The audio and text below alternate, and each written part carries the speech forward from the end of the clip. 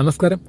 ഷവർലെറ്റിൻ്റെ തവേര വാഹനം യൂസ് ചെയ്യുന്ന എല്ലാ വാഹന ഉടമകളും, പ്രത്യേകിച്ച് നിയോ 2, നിയോ 3 വാഹനങ്ങൾ യൂസ് ചെയ്യുന്ന എല്ലാ വാഹന ഉടമകളും ഡ്രൈവർമാരും ശ്രദ്ധിക്കാൻ വേണ്ടിയിട്ടാണ് ഈ ഒരു വീഡിയോ ചെയ്യുന്നത്.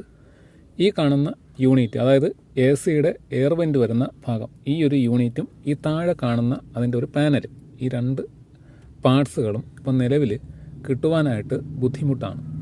പല സ്ഥലത്തും അന്വേഷിച്ചിട്ട് പലരും കോൺടാക്ട് ചെയ്യുന്നുണ്ട്. ഈ സാധനം ഇപ്പോൾ കമ്പനിയിലോ അല്ലെങ്കിൽ മറ്റ് സൈറ്റുകളിലോ കിട്ടുന്ന കാര്യം ബുദ്ധിമുട്ടാണ്. അതുമല്ല, ഈ ഒരു പാർട്സിന് ഏകദേശം 2500 രൂപ വിലയുണ്ട്. ഈ കാണുന്ന ഒരു യൂണിറ്റ്, ഈ ഒരു പാർട്സിന് മാത്രം 2500 രൂപ വിലയുണ്ട്. പക്ഷേ 2500 കൊടുത്താൽ കൂടിയും ഇത് ഒരിടത്തും കിട്ടുവാനായിട്ടുള്ള സാധ്യത തീരെയില്ല.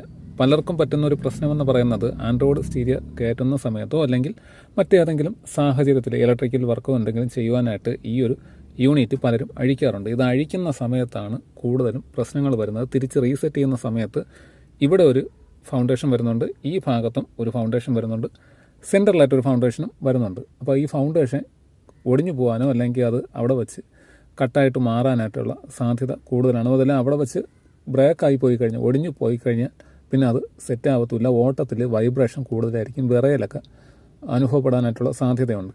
അപ്പോൾ അതുകൊണ്ട് ഈ ഒരു പോർഷൻ എല്ലാ വാഹനം ഓടുന്ന ഡ്രൈവർമാരും ശ്രദ്ധിക്കാനായിട്ടാണ്. ഈ ഒരു പോർഷൻ ഇപ്പം നിലവിൽ കിട്ടുവാനായിട്ടുള്ള സാധ്യത കുറവാണ്.